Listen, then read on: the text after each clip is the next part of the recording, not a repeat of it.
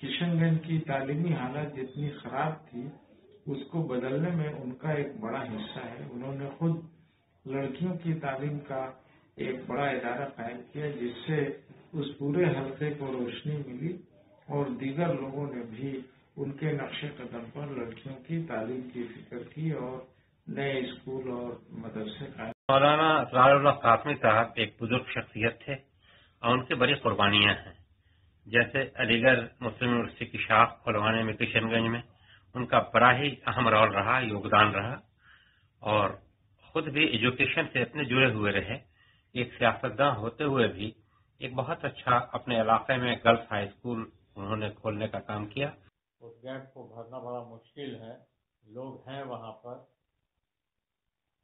لیکن وہ بات نہیں ہو پائے گی جو تسلیم الدین صاحب نے یا مولانا اسرار الحق صاحب کے اندر جو بات